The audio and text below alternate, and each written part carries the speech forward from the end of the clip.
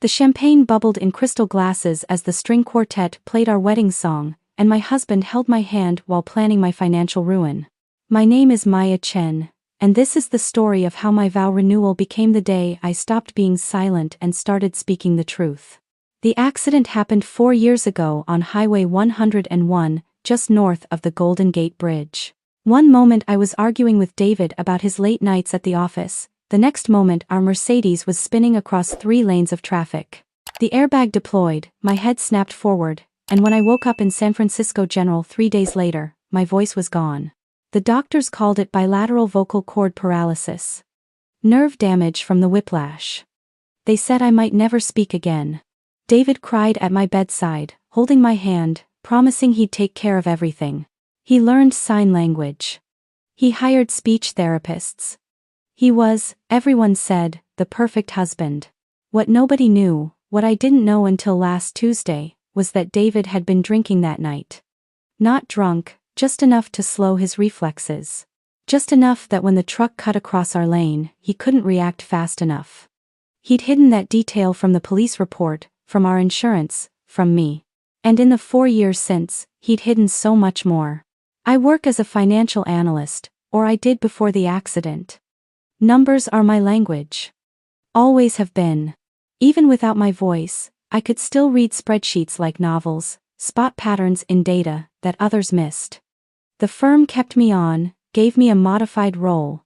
I communicated through text-to-speech apps, through written notes, through the sign language interpreter they hired. Life went on, quieter but functional. David's business flourished. He's a real estate developer, specializing in luxury condos and commercial properties. His company, Sterling Properties, went from small-time flips to multi-million-dollar developments. We moved from our modest home in the Sunset District to a penthouse in Pacific Heights. Our social circle expanded to include city council members, tech executives, old money, San Francisco families. I should have been happy. I should have been grateful. But something felt off. It started small. Discrepancies in our joint account statements. Transfers I didn't recognize. David would explain them away with his charming smile and technical jargon about escrow accounts and development funds. I couldn't argue, couldn't question, not without my voice. So I nodded, and let it go. Then came the experimental treatment. Dr. Elizabeth Nakamura at UCSF was pioneering a new nerve regeneration therapy, using stem cells and electrical stimulation. She recruited me for her clinical trial 3 months ago. The first 8 weeks showed no results. Then, 3 weeks ago, I felt a vibration in my throat when I tried to speak. 2 weeks ago, a whisper. Last Tuesday. Full sentences. I didn't tell anyone. Something made me wait. Maybe it was the way David had been acting lately, taking calls in the other room, his laptop screen always angled away from me. Maybe it was financial analyst intuition. Maybe it was 4 years of silence teaching me to observe rather than react. That Tuesday night, David came home late again. I was in bed, pretending to read, when I heard him on the phone in his home office down the hall. Our penthouse has marble floors and high ceilings, excellent acoustics. Sound carries. No, she has no idea, he said, his voice clear through the crack in the door. The trust is set up. Once we finalize the divorce, everything transfers to the new LLC. She'll get the settlement we agreed on, but the real assets will be protected. I sat up, my newly restored vocal cords frozen not from paralysis but from shock. Marcus is handling the paperwork, David continued. Jessica already has the new interior design contracts lined up for the properties. We just need to time this right. Marcus. His business partner. Jessica. My best friend since college. Christ, I can't wait to be done with the mute routine. David laughed. Do you know how exhausting it is to pretend to care about sign language? 8 more weeks until the vow renewal, then we'll start the separation process. Make it look natural. Her disability, the stress, growing apart. No judge will question it. I pressed my hand over my mouth to keep from making a sound. Not because I couldn't speak, but because I was afraid of what would come out. The best part? David's voice dripped with satisfaction. She signed all those documents thinking she was supporting my business. Power of attorney, joint ownership transfers, the LLC formations. She had no idea what she was actually signing. And she can't exactly argue about it now, can she? He laughed again. That laugh I'd loved when we first met, that now sounded like breaking glass. I spent that night in the guest room, door locked, my mind racing. The next morning, I acted normal. Made breakfast, smiled at David, kissed him goodbye at the door. Watched him leave for the office in his Tesla. Then I opened my laptop and started digging. 4 years of financial statements. Property deeds. Transfer documents. My signature on papers I barely remembered signing, too trusting, too in love, too grateful for his support after the accident. I'd signed them all, every single one, believing David when he said it was standard procedure, community property arrangements, nothing to worry about. But now, looking with clear eyes and a suspicious mind, I saw the pattern. 18 properties purchased through Sterling Properties over the past 3 years. All showing my signature as co-owner. But the actual mortgage payments, the property taxes, all coming from accounts I couldn't access. Properties being renovated, sold, profits disappearing into offshore LLCs. On paper, I owned half of everything. In reality, I had access to nothing. I downloaded everything. Printed copies. Stored them in a safe deposit box at a different bank. Then I started following David. It's easier to be invisible when people think you can't speak. They forget you're there. They assume you're helpless. I wore dark clothes, kept my distance, and watched. Thursday afternoon, David met Marcus at a cafe on Fillmore Street.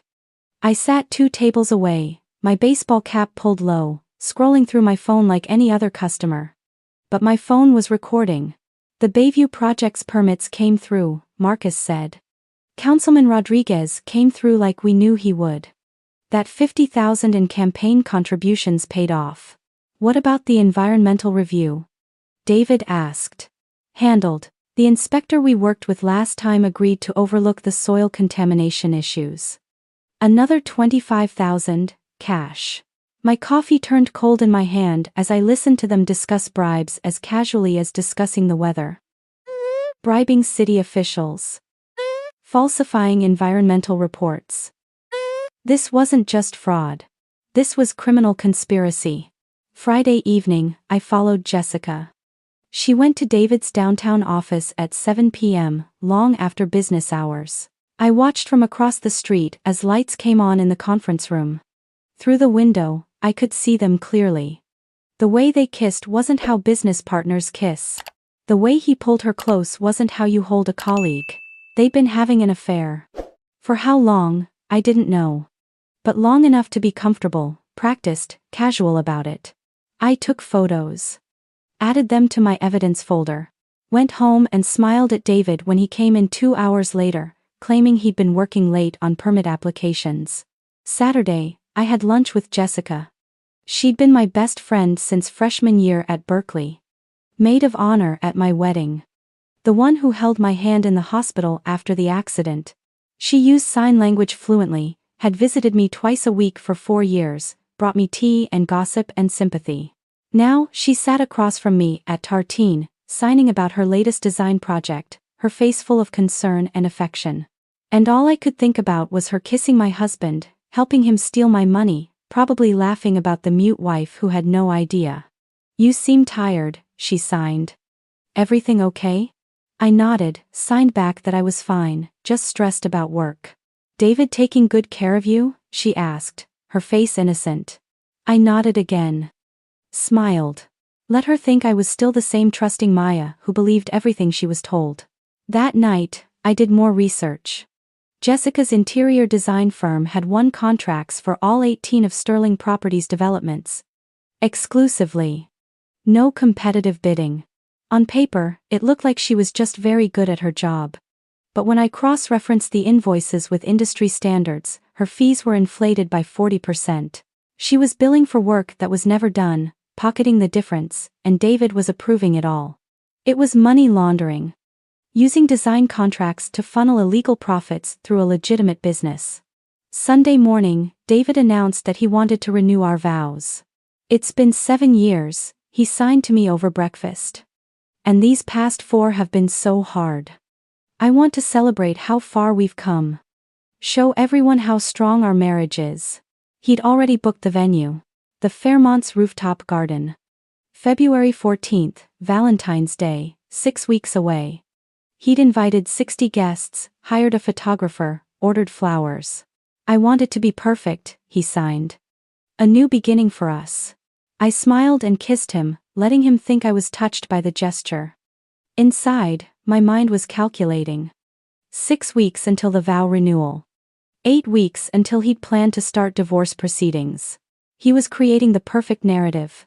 The devoted husband who renewed his vows with his disabled wife, only to sadly realize months later that they'd grown too far apart. The optics would be perfect. No one would question him. No one would suspect financial fraud when it looked like he'd been so committed. But I had 6 weeks to prepare my own narrative. Monday morning, I went to see an attorney. Not our regular family lawyer who played golf with David. A new lawyer, specializing in fraud and divorce. Her name was Rita Alvarez, and her office was in the financial district with a view of the Bay Bridge. I walked in, sat down, and spoke for the first time to anyone outside my home in 4 years. I need help, I said, my voice hoarse but clear. My husband is committing fraud, and I have evidence. Rita's eyes widened, but she recovered quickly. Tell me everything, she said. I did. I showed her the financial statements, the property transfers, the recordings of David and Marcus discussing bribes. The photos of David and Jessica. The inflated invoices. Everything. Rita listened, taking notes, her expression growing more serious by the minute. This is substantial, she said when I finished. But we need to be strategic. If we move too quickly, he'll hide assets. We need to coordinate with law enforcement, with the SEC, with the IRS. I know, I said. That's why I'm here. I want to do this right. Not just for revenge. For justice. What about your voice? Rita asked. When are you planning to reveal that you can speak? I smiled. At the vow renewal. When everyone's watching. When it's too late for him to run. Over the next 6 weeks, Rita and I built the case. She connected me with a forensic accountant who traced every dollar David had stolen. We found $12 million in fraudulent transactions. Properties bought with inflated appraisals, sold below market value to shell companies, David controlled. The difference pocketed as profit. Construction loans taken out in both our names, the money diverted to offshore accounts. We contacted the FBI's white-collar crime division. Special Agent Thomas Park reviewed our evidence and opened an investigation. But he agreed to wait until after the vow renewal to make arrests. We want everyone there, he explained. David, Marcus, Jessica. All in one place. Let them feel safe. Then we move. I also hired a private investigator to track Marcus. Turned out, Marcus's money laundering operation extended beyond just the Sterling Properties developments. He was running a full-scale operation, using multiple businesses as fronts, washing money for several real estate developers across the Bay Area. The FBI was very interested in that information. As for Jessica, the forensic accountant found that her tax fraud went back 7 years. She'd been underreporting income, claiming false deductions, hiding payments in offshore accounts. The IRS was very interested in that information. Through it all, I played the role David expected. The grateful, silent wife. I smiled at his jokes, nodded at his plans, let him think I was excited about renewing our vows. I went to dress fittings with Jessica, let her help me choose flowers, listened to her advice about photographers. You and David are so lucky, she signed to me at one fitting. True love is so rare. I nodded, thinking about the photos on my phone of her and David in his office. The night before the vow renewal, David held me close in bed. Tomorrow is going to be perfect, he whispered, not bothering to sign because he thought I couldn't hear him. Just a few more months of this, then I'll be free. I lay still, pretending to sleep, counting the hours until I would be free too. Valentine's Day dawned clear and cold, the kind of crisp February morning that makes San Francisco sparkle. The Fairmont's rooftop garden had been transformed with white roses and fairy lights. 60 guests arrived in designer clothes and expensive jewelry. The string quartet played as everyone took their seats. I wore a white dress, simple and elegant. David wore a tuxedo. We stood under an arch of flowers as the officiant began the ceremony. Jessica stood next to me as my maid of honor, signing the officiant's words for my benefit. Marcus stood next to David as his best man. Behind them, I could see the faces of our guests, David's parents, his sister, my own mother, who'd flown in from Ohio, friends, colleagues, business associates. The mayor was there. 2 city council members. The CEO of a major tech company.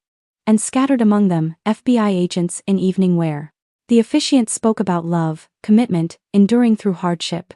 David held my hands and looked into my eyes with perfect sincerity. He'd always been a good actor. Then came the vows. David went first, his voice carrying across the garden. Maya, these 4 years have tested us in ways we never imagined. But you've shown me what true strength looks like. Your courage, your grace, your trust in me through everything. I promise to always protect you, to always honor you, to always be worthy of that trust. The guests applauded. Some dabbed at tears. It was a beautiful performance. The officiant turned to me. And now, Maya, would you like to share your vows? We have the interpreter ready to sign for you. I looked at David. At Jessica. At Marcus. At all the guests who thought they knew what was happening. Then I opened my mouth and spoke. I don't need an interpreter, I said clearly. The garden fell silent. 60 people stared at me in shock. David's face went white. My voice came back 3 weeks ago, I continued. And in those 3 weeks, I've been listening. Really listening. To conversations people thought I couldn't hear. To plans they thought I didn't understand. To truths they thought would stay hidden. Maya, David started, reaching for me. I stepped back. Don't touch me. Don't speak. Just listen, for once. I turned to face the guests. Behind David, I saw Agent Park move into position. This man, I said, my voice steady and clear, is a fraud. He's stolen $12 million through fake property deals. He's bribed city officials. He's falsified environmental reports. He's committed tax fraud, wire fraud, and money laundering. And he's been planning to divorce me and take everything we built together. This is insane, David said, his voice shaking. She's confused, she doesn't. I have recordings, I said. Financial statements. Signed documents. Testimony from whistleblowers. And I've turned it all over to the FBI. Agent Park stepped forward, his badge out. David Sterling, you're under arrest for wire fraud, money laundering, and conspiracy to commit fraud. The garden erupted. Guests stood up, talking over each other. David's mother screamed. Marcus tried to run but 2 agents blocked his path. Marcus Reeves, another agent said, you're under arrest for money laundering and racketeering. Jessica grabbed my arm, her face panicked. Maya, I had no idea, I swear. I pulled away from her. Don't lie to me anymore. I have photos of you and David. I have your falsified invoices. I have your unreported income. The IRS is very interested in talking to you. Her face crumbled. 2 more agents moved toward her. David was handcuffed now, being read his Miranda rights. He looked at me with such hatred that I barely recognized him. You bitch, he said. You played me. No, I said quietly. I just stopped letting you play me. As the agents led them away, I turned to the guests. Some were crying. Some were filming on their phones. Some just sat in shock. I'm sorry you had to witness this, I said. But I needed witnesses. I needed you all to see what really happened here. Not the story David would have told in 6 months about our sad divorce. Not the narrative about the devoted husband and his disabled wife. The truth. My mother pushed through the crowd and wrapped her arms around me. Oh, baby, she whispered. How long have you known? 3 weeks, I said. 3 weeks of pretending. 3 weeks of playing deaf and mute while I gathered evidence. 3 weeks of letting them think they'd won. Rita appeared at my side. It's done, she said softly. Everything's in motion. The restraining orders, the asset freezes, the divorce filing. You're protected. I nodded, suddenly exhausted. The adrenaline was wearing off, leaving me shaky and tired. The next few days were chaos. The story hit the news. Tech wife's stunning betrayal reveal read one headline. Silent no more. Woman exposes husband's fraud read another. My phone rang constantly. Reporters wanted interviews. Friends I hadn't heard from in years called with support or gossip seeking. David's mother called me a liar and a gold digger on Facebook. But the evidence spoke for itself. The FBI had everything they needed. David, Marcus, and Jessica were all charged with multiple felonies. The properties were seized. The accounts were frozen. The investigation expanded to include the city officials who'd taken bribes, the inspectors who'd looked the other way, the other developers Marcus had worked with. It was a scandal that rocked San Francisco's real estate industry for months. Through it all, I kept going to speech therapy with Dr. Nakamura. My voice grew stronger every day. I testified before a grand jury. I gave depositions. I worked with the forensic accountants to trace every dollar. And I struggled with the weight of what I'd done. 6 months after the vow renewal, I sat in Rita's office reviewing the final divorce settlement. I was getting everything. The penthouse, the legitimate assets. The settlement from David's seized properties. It was more money than I'd ever imagined having. You should feel vindicated, Rita said. You did the right thing. Did I asked. I knew for 3 weeks what they were doing. I could have reported them immediately. Instead, I waited. I gathered evidence. I planned the perfect moment to expose them. Was that justice or was that revenge? Rita leaned back in her chair. Can't it be both? I don't know, I admitted. David's mother asked me that same question. She came to see me last week. Wanted to know if I was happy, destroying her son's life. What did you tell her? I told her I didn't destroy his life. His choices did. But she asked me something else. She asked if I'd reported the crimes the moment I discovered them, or if I'd waited because I wanted the drama. The spectacle. The revenge. And Rita prompted. I waited, I said quietly. Not just to gather evidence. But because I wanted them to feel safe. I wanted them at that vow renewal, thinking they'd won, thinking I was still the helpless mute wife. I wanted to see their faces when they realized I'd been listening all along. Rita nodded slowly. So you're wondering if that makes you as bad as them, doesn't it? They committed crimes. But I knew about those crimes and didn't report them immediately. I used my knowledge to set a trap. To humiliate them publicly. That's not just justice. That's calculated revenge. Maya, Rita said gently. You gathered evidence properly. You worked with law enforcement. You did everything by the book. The fact that you chose the timing for maximum impact doesn't make it revenge. It makes it smart strategy. But I enjoyed it, I admitted. When I spoke at that vow renewal and saw their faces, I felt satisfaction. Is that justice or is that cruelty? Rita was quiet for a moment. Then she said, You want me to absolve you. To tell you that you're completely in the right, that you're a hero, that what you did was purely noble. But that's not how real life works, is it? No, I said. It's not. You were betrayed by the 3 people you trusted most, Rita continued. Your husband, your best friend, your husband's business partner. They mocked your disability. They stole from you. They planned to abandon you. You could have been destroyed by that. Instead, you were strategic. You protected yourself legally and financially. You exposed actual crimes. Yes, you chose a dramatic moment. Yes, you probably enjoyed their shock. Does that make you as bad as them? No. Does it make you a perfect victim? Also no. It makes you human. I thought about that for a long time after I left her office. The trial was 9 months later. David pleaded guilty to 12 counts of fraud and received 8 years in federal prison. Marcus got 10 years for money laundering and racketeering. Jessica took a plea deal, 3 years of probation, and substantial fines in exchange for her testimony against the others. I attended every day of the hearings. Watched David's lawyer try to paint me as a vengeful ex-wife who'd entrapped his client. Watched the prosecutor present the evidence, my evidence, that showed the depth of David's crimes. During the sentencing hearing, the judge asked if I wanted to make a statement. I stood up, my voice clear and steady now after months of therapy. Your Honor, I said. 4 years ago, I lost my voice in an accident. For 4 years, I lived in silence. And in that silence, I learned something important.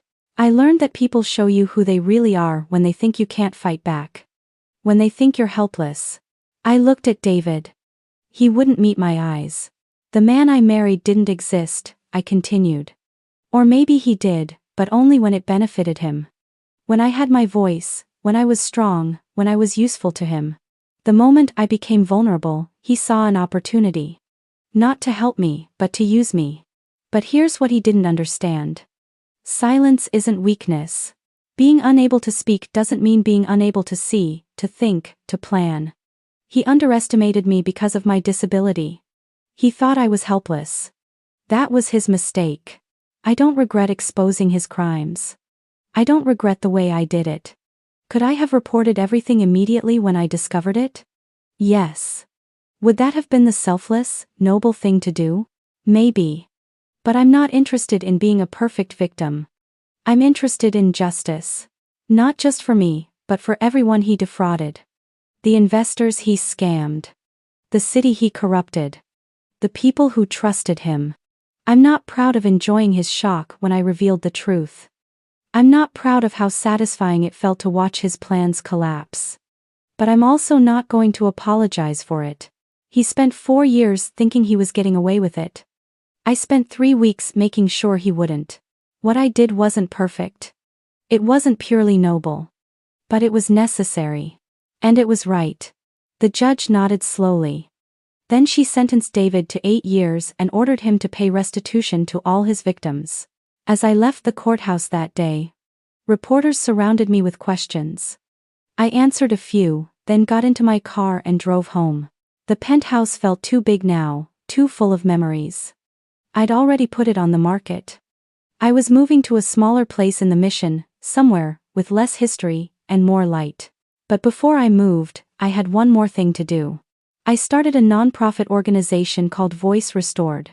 It provides legal assistance and financial advocacy for people with disabilities who've been victims of fraud or abuse. People who are vulnerable because others perceive them as helpless. People who need someone to fight for them. Dr. Nakamura agreed to serve on the board. Rita donated her legal services. We recruited social workers, financial advisors, speech therapists. We secured funding from tech companies and philanthropists who wanted to support the cause.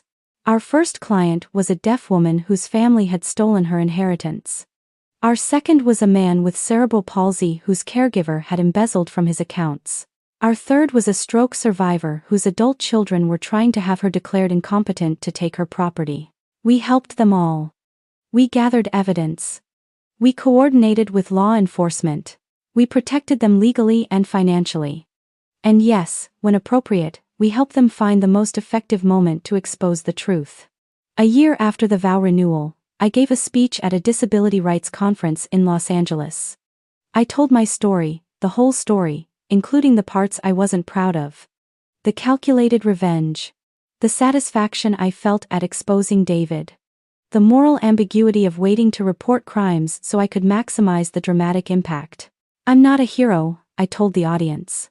I'm a survivor who had resources and advantages that many disabled people don't have.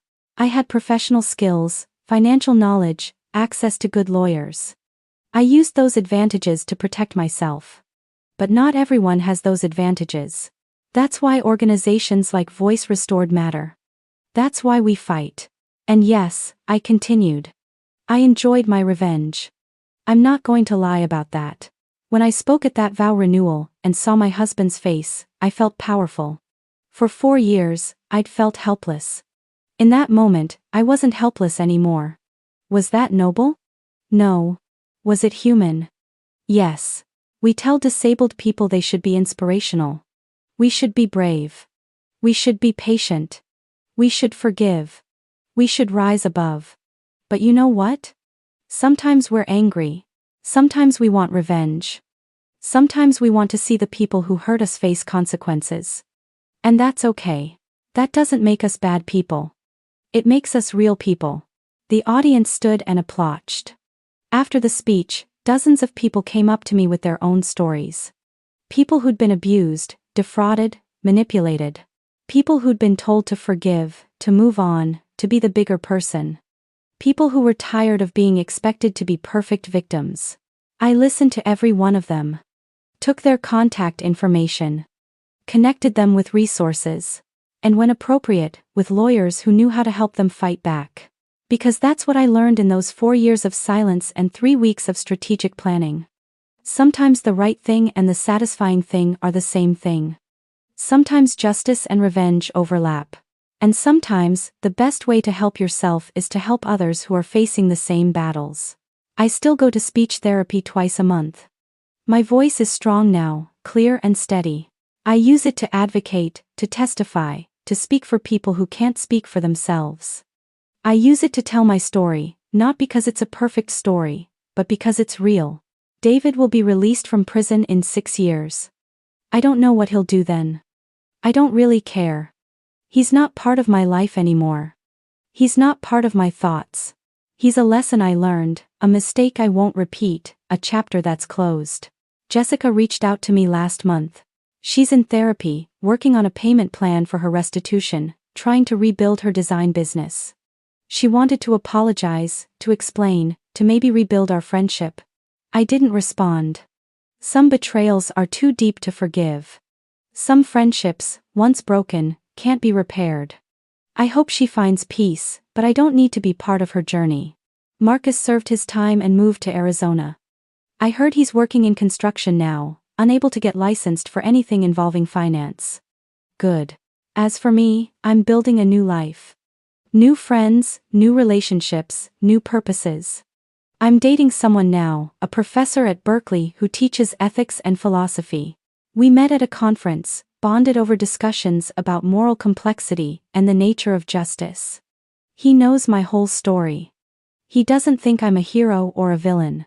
He thinks I'm interesting, which I appreciate. My mother asks me sometimes if I regret how I handled everything.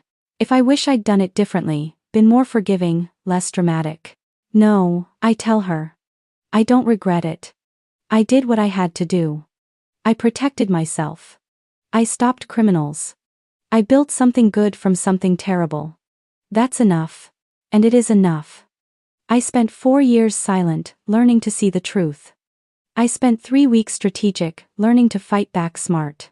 Now I spend my days helping others find their voices, their strength, their justice. The restaurant where it all started, where David first discussed divorcing me while I listened in silence, has been torn down now. They're building a new development there, affordable housing funded by the restitution money from David's seized assets. I like the irony of that. His greed funding housing for people he would have exploited. Sometimes I drive past the Fairmont and think about that Valentine's Day. The shock on David's face. The gasps from the guests. The satisfaction of speaking after so long silent. Was it revenge? Yes. Was it justice? Also yes. Can both things be true? I think so. I'm not a perfect victim. I'm not a noble hero. I'm a woman who was hurt, who had the resources to fight back, and who chose to fight in the most effective way possible. I'm a woman who learned that silence can be strategic, that patience can be powerful, and that speaking up at the right moment can change everything. My name is Maya Chen. I'm 32 years old. I run a nonprofit that fights financial fraud against disabled people. I have a voice, and I use it. Not always perfectly, not always nobly, but always honestly. And if someone tries to take advantage of me again, they'll learn what David learned. Silence isn't weakness, it's just waiting for the right moment to speak. And when that moment comes, the truth will be heard.